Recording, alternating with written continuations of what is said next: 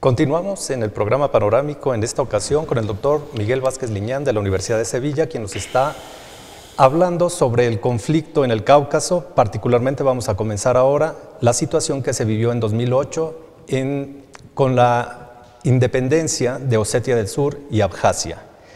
¿Qué sucedió con estas repúblicas? Son parte de la República de Georgia, pero de repente se independizan y Rusia, con todo su apoyo militar, sale, los apoya y reconoce su independencia. ¿Qué pasó y en qué situación estamos? Bueno, la verdad es que resulta difícil contestar a esa pregunta porque tendríamos que contestar una previa que es increíblemente difícil de contestar hoy en día, y es qué significa ser independiente. Porque claro,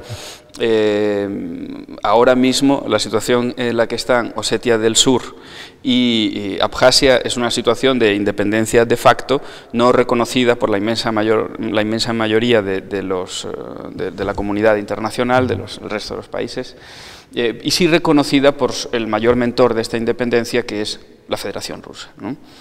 Por otra parte, tanto Abjasia como Osetia del Sur han hecho sendas declaraciones de autodeterminación, de independencia, y Georgia sigue pensando o sigue teniendo en cuenta estas dos exprovincias, podríamos decirlo así, de Georgia como territorio propio.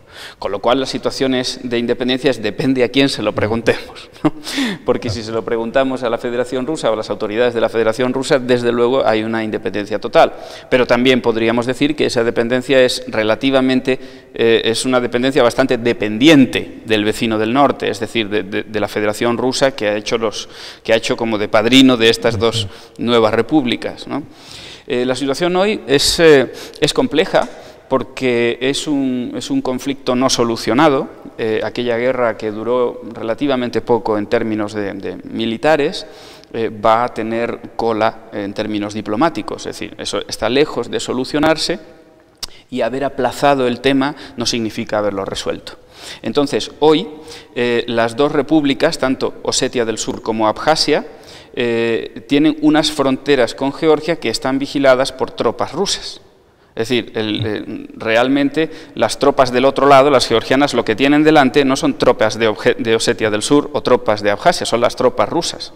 Cualquier provocación, y es un momento tenso, que duda cabe, el que se está viviendo en esas dos repúblicas, cualquier provocación por alguno de los dos bandos enfrentaría a los ejércitos georgiano y ruso, porque no tienen su propio ejército, no como tal, en Abjasia y en Osetia del Sur, sino que están auspiciados por las Fuerzas Armadas de Rusia, ¿no? Entonces, esa es la situación. Luego se da también la situación interesante de que están los observadores de la Unión Europea, algo que es relativamente raro de ver en el mundo, pero allí sí que están, ¿no? Entonces, bueno, pues hay una situación intentando que no, de alguna forma, aunque no sé con qué éxito, pero intentando que no se disparen las posibles, que no se rompa el alto el fuego que se produjo en 2008.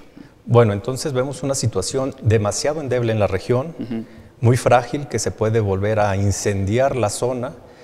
Las fuerzas observadoras de la Unión Europea están en carácter temporal, pues, y es una situación que no se va a poder sostener durante mucho tiempo.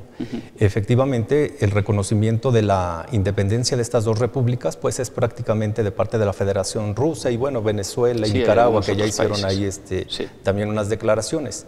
Sin embargo, el gran grueso de la comunidad internacional no va a reconocer estas repúblicas, y entonces, ¿qué va a pasar en la región?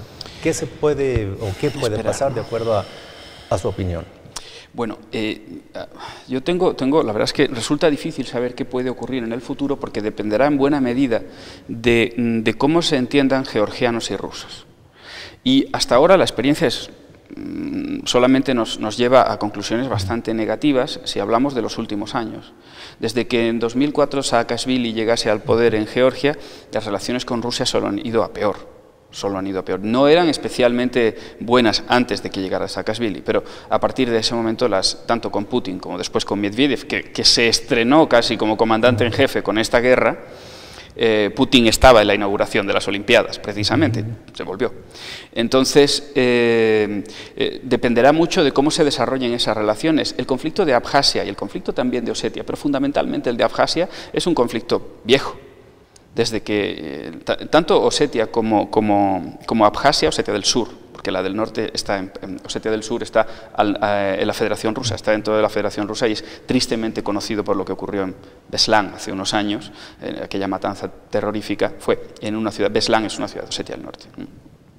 Entonces, estas dos repúblicas, desde prácticamente en 1991-1992 comenzaron estos movimientos independentistas. Desde ese momento hubo varias guerras civiles en Georgia, desde 1991.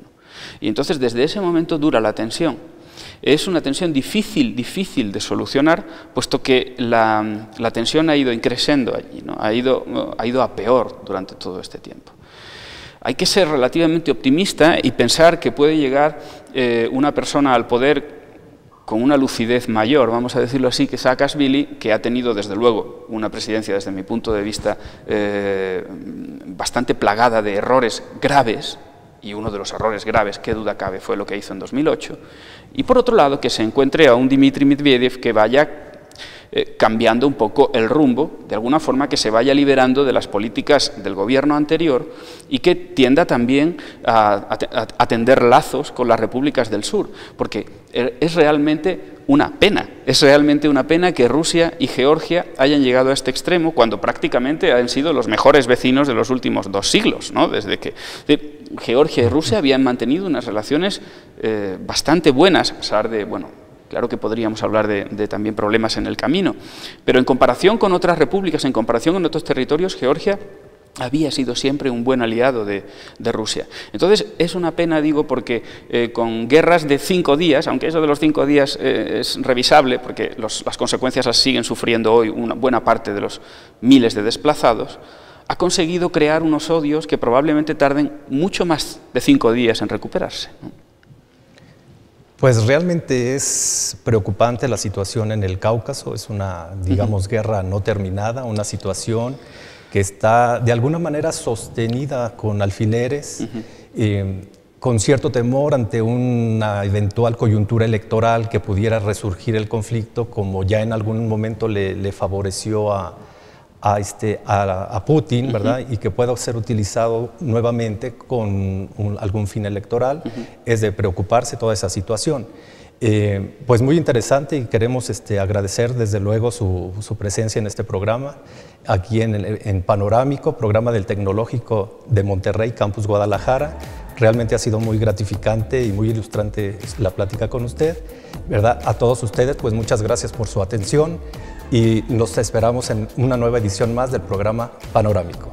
Hasta entonces.